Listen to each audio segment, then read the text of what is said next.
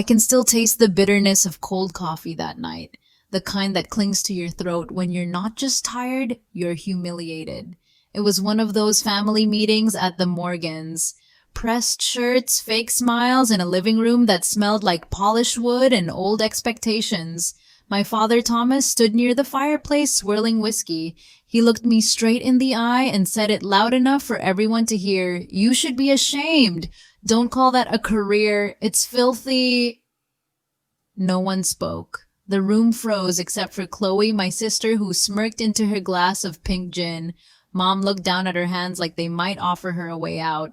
I waited just a second for someone to defend me. No one did. I held my breath. My hands still slightly shaking, gripped the edge of my chair, and then Dad added, calm as stone, "If you can't find something respectable, get out of my house." So I stood, picked up my camera bag, and left the house I used to call home. No one followed. That night, the air outside was colder than I remembered, sharp, like it wanted to slice through whatever pride I had left. The camera bag on my shoulder felt heavier with every step, not from weight, but from what it now meant. I didn't cry, not because it didn't hurt, but because the hurt had settled deep, too deep for tears to reach. At the end of the driveway, I stopped, turned back, just once. The house stood still, no lights flicked, no windows opened, no voice called after me. They let me go, just like that. In that silence, I realized something I had never dared to admit. I was never really seen in that house, only tolerated, as long as I stayed small. I pulled my coat tighter and kept walking, my footsteps the only sound in a world that had just let me disappear. The coffee was still bitter in my mouth, but now so was the memory. I wasn't the daughter with trophies on the shelf. That was Chloe, piano recitals, perfect grades, applause after every holiday dinner. I was the quiet one, the girl with grass-stained jeans and a secondhand camera hanging from her neck. While Chloe charmed relatives in silk dresses, I crouched in backyards trying to capture the way sunlight hit a dragonfly's wing. I didn't fit their frame of success. I didn't even try. At 14, I sold my first photo, a red fox mid-leap. $200 from a wildlife nonprofit. I was proud. I told Dad at dinner, voice shaky, heart full. He didn't even look up from his plate. "That's beer money," he said. "Don't get carried away." Everyone laughed, even Mom. And I sat there, smiling with my mouth while something quietly broke behind my ribs. That night, I printed the photo again, pinned it above my bed. I needed to remember not everything valuable gets applause. By 16, I had a small following online, Flickr mostly. Other kids my age posted selfies, I posted owls, rain on glass, quiet things. When Columbia's documentary program offered me a partial scholarship, I thought maybe this time he'll see me. At dinner, I told them tuition was covered. I just needed help with housing. Dad looked up slowly. His face didn't shift. It hardened. "You want to crawl in mud for a living? Live in it." No discussion, no pause. That was his answer.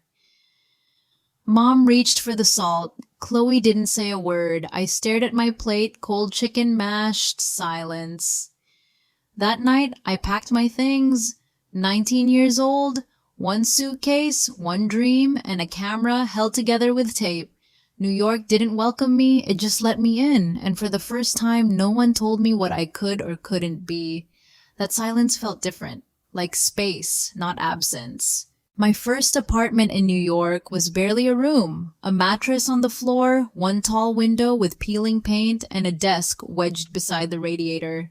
By day, I interned at a local paper, mostly coffee runs and sorting files. At night, I waitressed, hands sticky with syrup, hair smelling like burnt toast. Some days, I forgot to eat.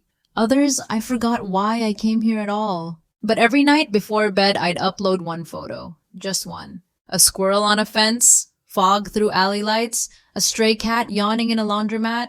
No likes, no comments, but I kept posting. Because even if no one clapped, the moment still mattered. Mom called once that winter, told me to dress warm, didn't ask how I was. Dad never called. And Chloe, she posted pictures of brunch and her corner office view. I didn't compare, I just kept going. One photo, one shift, one breath at a time. For 3 years, I didn't go home for the holidays. Not out of anger, but because I knew I wouldn't be missed.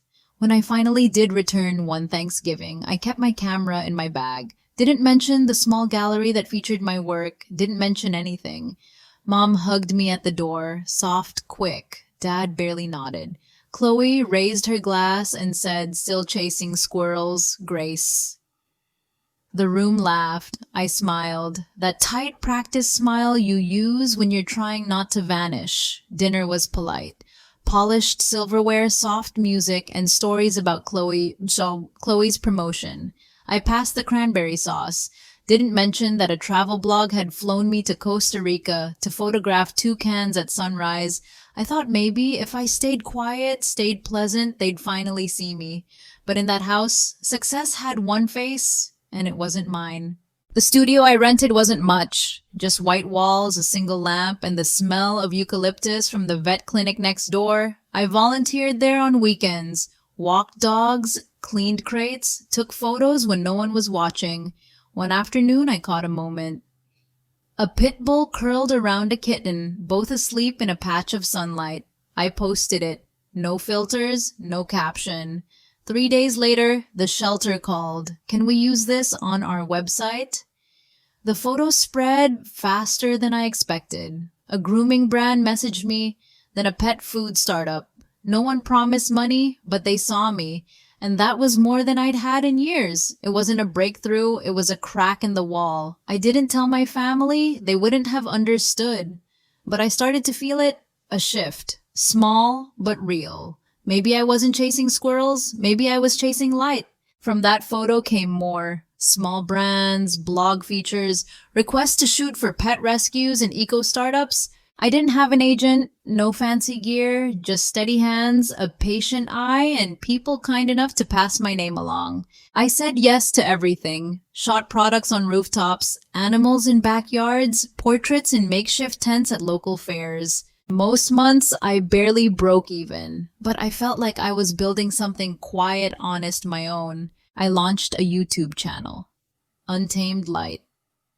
Tutorials, behind the scenes, stories from muddy fields and foggy mornings. My voice trembled in the first videos. Sometimes the sound cut out, but people watched anyway. They commented things like, "You made me feel calm," or "I didn't know nature could look like that." I read every word twice, because for the first time, someone was listening. Title viral by accident. 6 months in, one video changed everything. It was simple. A deer trapped between two fences. I didn't plan to film it, but my hands were steady and my heart knew when to press record. The clip went viral. Millions watched as I coaxed the deer out. Soft voice, slow movements, mud up to my knees. News blogs shared it. Animal magazines reached out. Suddenly, I wasn't invisible anymore. Brands emailed asking to sponsor. My subscriber count jumped 10,000, then 50, then 1,000,000.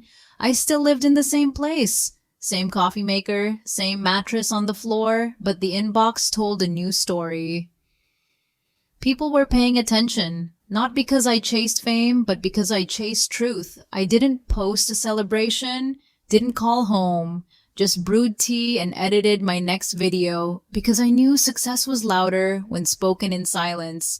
With the new income, I didn't buy much, just a better lens and space to breathe. That summer, I opened a small workshop in Vermont. Outdoor photography, just me, 6 students, and the woods. We woke before sunrise, stood knee-deep in morning dew, waiting for birds that sometimes never came. We laughed, shared granola bars and stories, learned how to see light, not just use it. The workshop sold out in days. Word spread. I hired 2 assistants. We built something steady. Still, I never told my family. Thanksgiving came again. Chloe talked about her new condo downtown. Dad praised her firm, her real job. I passed the rolls. Didn't mention National Geographic had just featured one of my photo essays. I smiled, sipped water, and let them talk.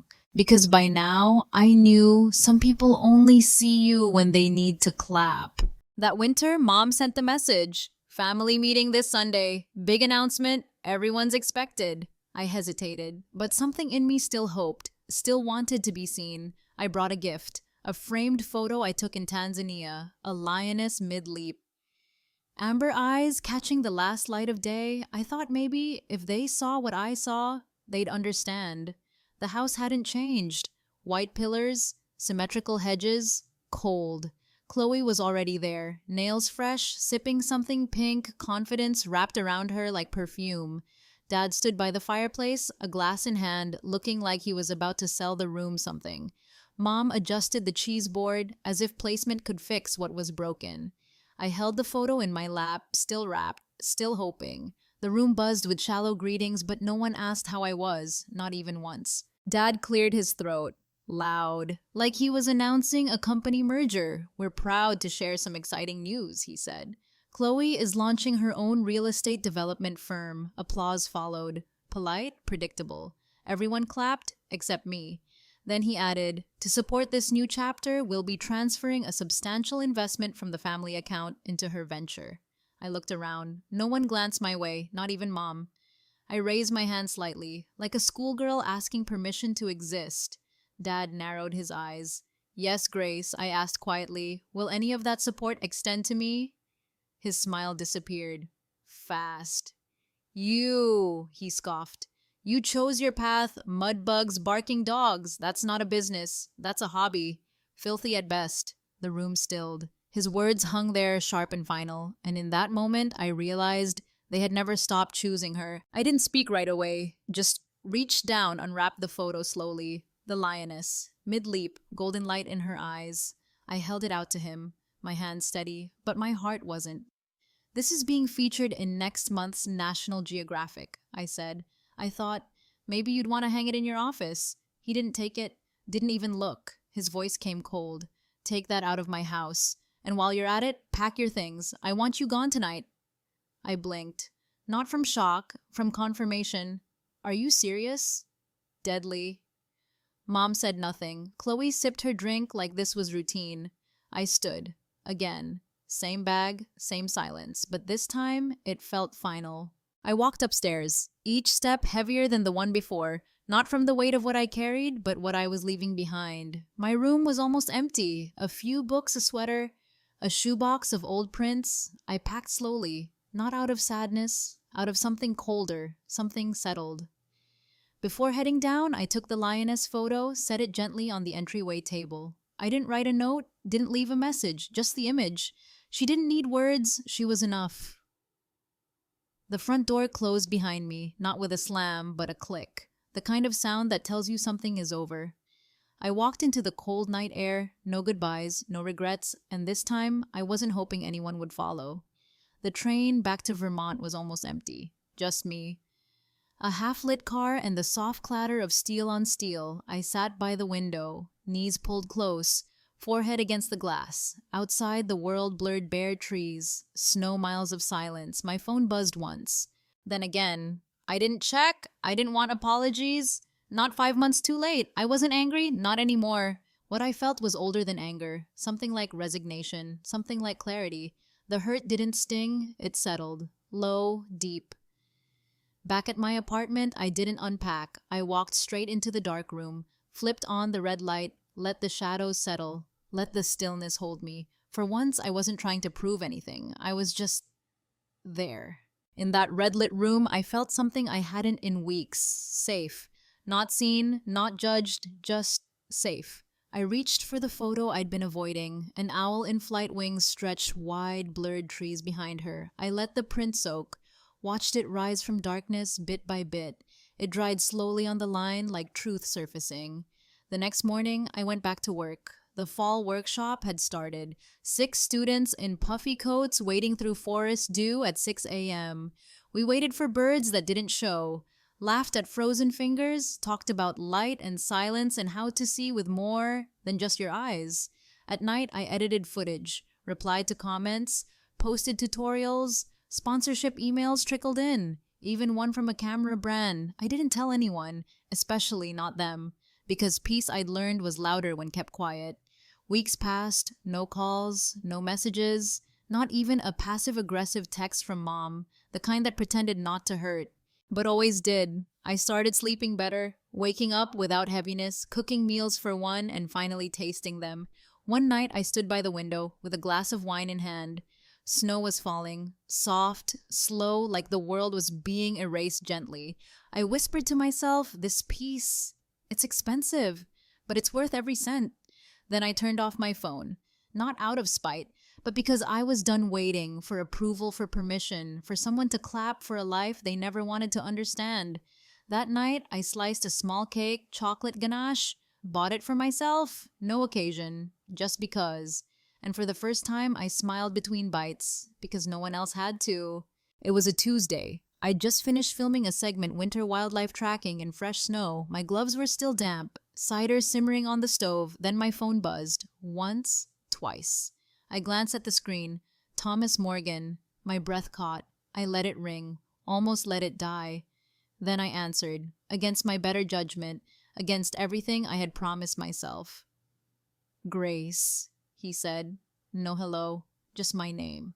Like it tasted strange to him, his voice trembled at the edges. Thin, tired, worn, I didn't speak, just waited. He inhaled. We need your help. My grip tightened around the mug. I already knew where this was going, even before he said her name. It's your sister. Of course it was. It always was. Dad didn't waste time. His words came fast, tense, measured. Chloe's in trouble. Real estate flips, bad partner, 3 properties tied up, 2 lawsuits pending, 1 loan due soon. She needs $100,000. We'll see you we won't. He said it like a statement, not a request, as if help was obvious, expected. She could lose everything, he added. The family name, our reputation, needs. I let the silence stretch, let it ache in him for once. Then I asked, why are you telling me this?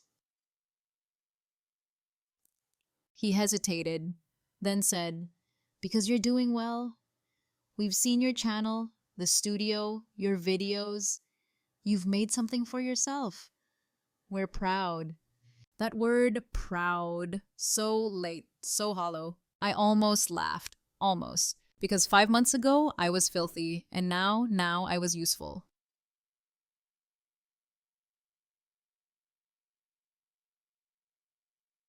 Title.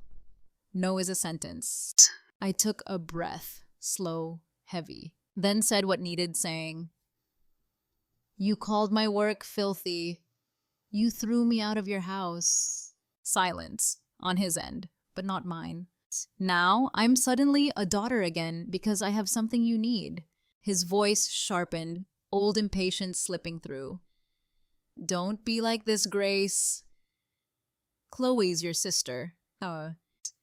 And I'm your daughter, I replied. But that didn't matter when you humiliated me. When you told me to leave with nothing. He tried again. This isn't the time to relive the past. No, I said quietly. It's time you live with it. Then came the line, the one meant to guilt me back. Are you really going to let your sister drown just because your feelings were hurt? I almost smiled, because finally he said it plain, and now I could say it back, with no shame, with no pause. Yes, I repeated. Calm, certain, not cruel, just done. I'm letting her drown, I said, because she's in a boat you built, and both of you were happy to sail off without me. He started to speak. I cut him off. You made it clear I don't belong in this family, so don't call me when it needs saving. Then I hung up, not in anger, in peace. I turned my phone off, let the silence settle, not like rejection, but like freedom. The room was still, just the hum of the heater and my own steady breath. I sat for a long time, hands folded, eyes closed, no shaking, no guilt. Because sometimes saying no isn't punishment, it's preservation. And that night, I slept like someone who finally chose herself. 3 days later, the knock came. Sharp, too early, 6:47 a.m. No deliveries came that early. No one ever did. I opened the curtain just a crack. 3 figures stood outside. My father, my mother, and Chloe. I didn't move. The air inside went still. Another knock, this one softer. Almost hesitant. I opened the door halfway, blocked the entrance with my body. Why are you here? Chloe stepped forward, her voice brittle. Grace, please, just hear us out. She looked different, hollowed, eyes red-rimmed like sleep hadn't touched her in days. She clutched her purse like it was the last thing anchoring her. Behind her, Dad stood stiff, back straight, hands behind him.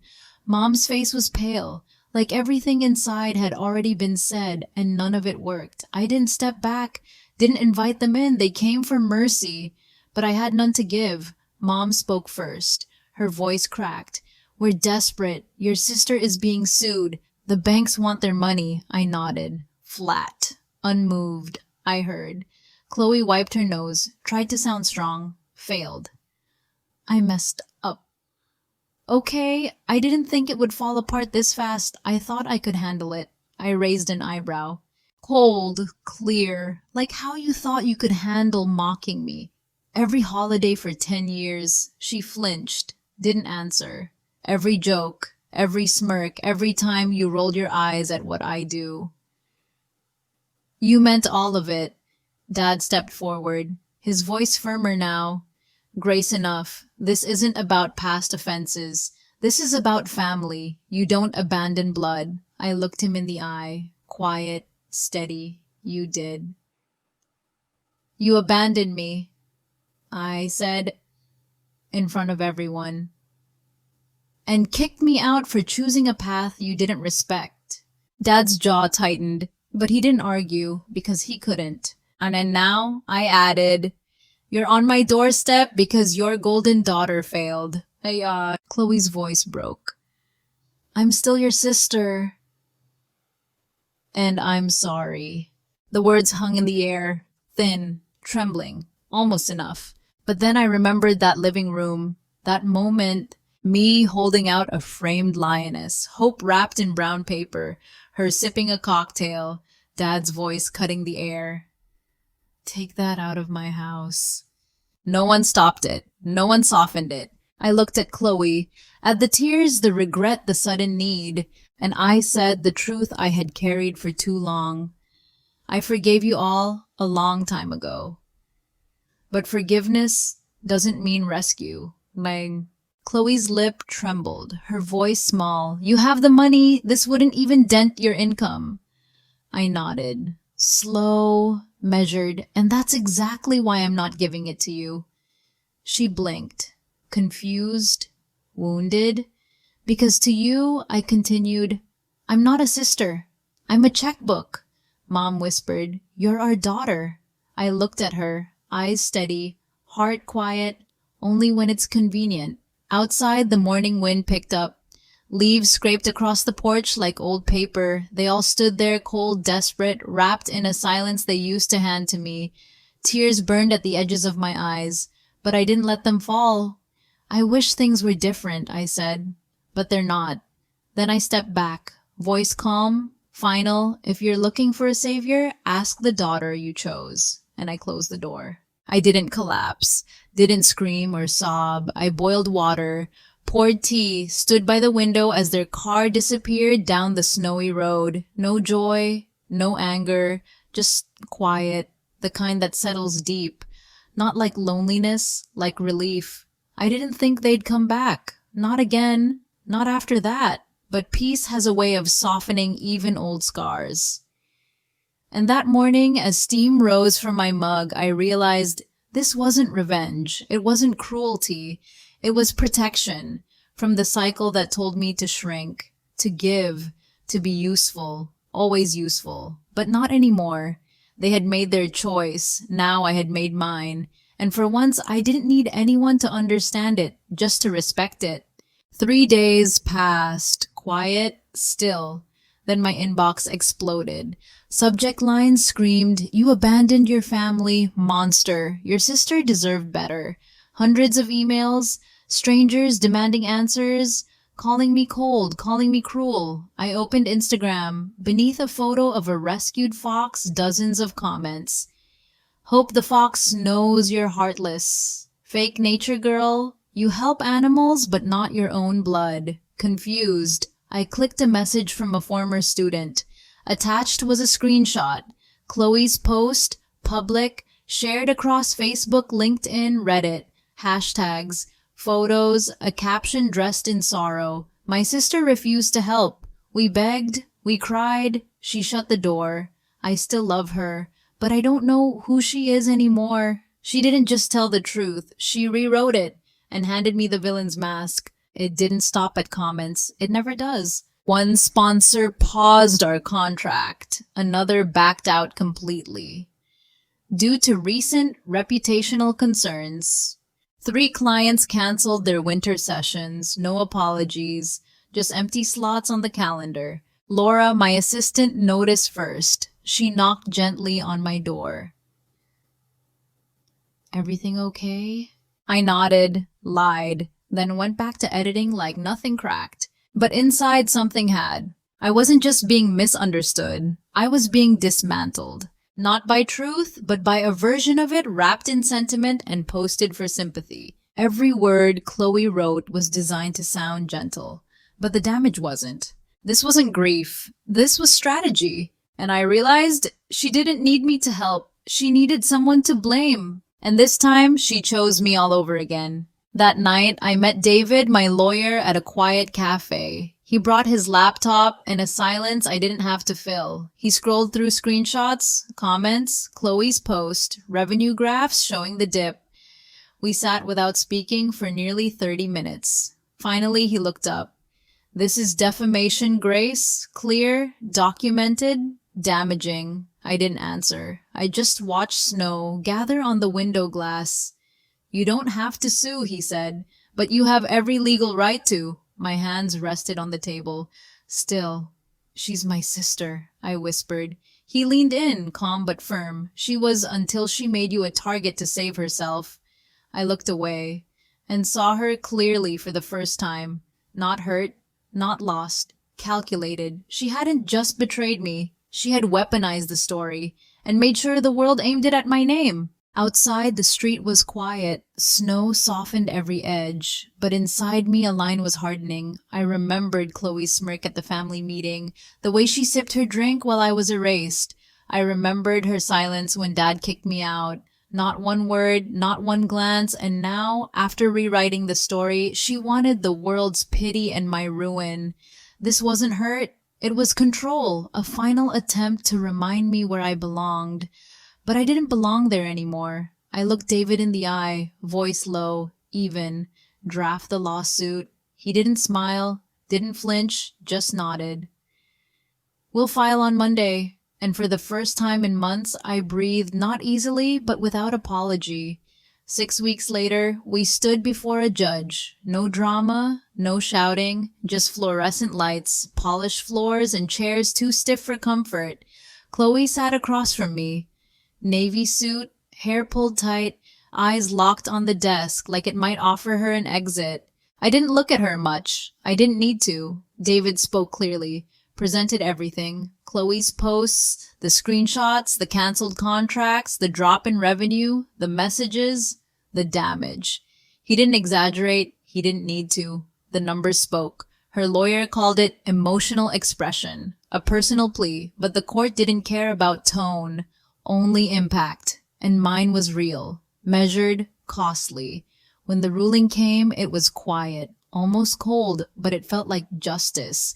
And finally, it had a name. The judge ordered Chloe to pay $147,000 in damages and issue a full retraction, public visible, no edits, no excuses. She didn't cry. Neither did I. Outside the courthouse, people filed past like it was any other Tuesday. David turned to me. "Do you want a statement prepared?" I shook my head. "No need. Let the silence speak." It always had more truth than their words. I didn't post anything, didn't explain or defend, because sometimes you don't owe the world a version it already chose not to believe. That night, I walked the forest trail behind my studio, alone. Snow crunched beneath my boots, air clean like after a storm. No thrill, no victory, just quiet, just breath. And that was enough, because I hadn't won against her. I'd finally stood for me. The next morning, a letter arrived, not a text, not an email. A real letter, Handwritten. The handwriting was Mom's. I opened it slowly. The paper trembled in my hands more than I did. She wrote, "I wish things had gone differently. I don't know how to fix this. Your father is still furious. Chloe has moved back in." There's silence in every room, then one line, soft, careful. "I want to believe there's something left to save, but I know it's not your job to save it anymore." I read it twice, then folded it quietly, placed it in the drawer beside my desk. Not out of anger, not to forget, but because some things are better left in ink, not reopened, just kept. I didn't write back, not because I was bitter, but because there was nothing left to explain. They drew the line first that night at the family meeting when no one spoke up, when silence voted louder than words. I just learned how to stop crossing it. There's a difference between being distant and being done. I wasn't punishing them. I wasn't waiting for them to change. I was finally choosing to protect what I'd built without asking for their blessing. The house I left, it stayed the same, but I didn't. And that quietly was the most powerful thing I'd ever done. Some people spend their whole lives begging to be let in. I learned sometimes the bravest thing is walking away and not checking if the door closes behind you. Some of you might think I was cruel, that I should have forgiven, picked up the phone, sent a check. But here's the truth. Forgiveness isn't a ticket back into harm. Family isn't a license to belittle or erase. It's not a free pass to demand pieces of someone you never tried to understand. Love isn't proven by how much you're willing to lose yourself. It's proven by how gently you're allowed to stay whole. They wanted love on their terms, obedient, silent, useful. I wanted love that didn't require shrink-wrapping my worth. That letter from Mom, it meant something, but not enough to undo everything that had already been done. And that's not cruelty. It's clarity, hard-won, long overdue. I used to think saying no was selfish, that drawing lines meant shutting people out. But I've learned boundaries aren't walls. They're doors. You decide who walks through. They're not about revenge. They're about survival. I didn't close the door to hurt them. I closed it because every time I left it open, I bled. You can love someone and still not let them back in. You can forgive and still say, "This is where I stop." I stopped bleeding for people who never once offered a bandage. And maybe they'll never understand that. Maybe they'll always see it as cold. But I've learned peace isn't something they give you. It's something you claim when you've finally had enough. If you've ever been told you're too sensitive, too distant, too proud, let me say this. It's not pride to walk away from people who only open their arms when your hands are full. It's not cold to stop proving your worth to those who never looked. I used to ache for a place at their table, used to wonder what else I had to do to be enough. But here's what I've learned. If they can't see your value until you're needed, they were never really looking. Enough isn't just a feeling, it's a decision. And I made mine the day I chose peace over performance, self-respect over silence. That wasn't the end of love. It was the start of loving myself better. Let me say it plainly for the ones still questioning. You are not a bad daughter for saying no. You are not cold for protecting your peace. You are not cruel for choosing distance when closeness only brought pain. They may call it selfish. They may say you changed. But what really changed was your willingness to keep bleeding just to keep them comfortable. Love doesn't mean silence. It doesn't mean surrender. And family, if it costs you your dignity, your voice, your sense of self, it's not love, it's leverage. You don't owe anyone a version of yourself that exists only to be useful. Your worth is not measured by how much of yourself you're willing to give away. And walking away, sometimes that's the most honest act of love you'll ever make. I used to dream of the day they'd finally say it. "We're proud of you. We were wrong." I imagined the moment, the hug, the apology, the recognition, but it never came. And now I no longer need it because I've built something that doesn't need their approval to be real. I've found peace. In quiet mornings, in students laughing under trees, in photos that speak without anyone clapping. Validation used to be my currency. Now it's presence. purpose, breath. They may never understand the life I chose. That's okay. It was never theirs to approve. It was always mine to live. And the applause I've learned to offer it to myself. Soft, steady, enough. This story, it's not about revenge. It's about return. To myself. To the girl who crouched in backyards, chasing light through leaves, not approval through silence. To the woman who stood at the door, faced her past, and chose not to open it. If you've ever been seen only when needed, if your worth was measured by what you could give, not who you are, let me tell you, you are not selfish for choosing peace.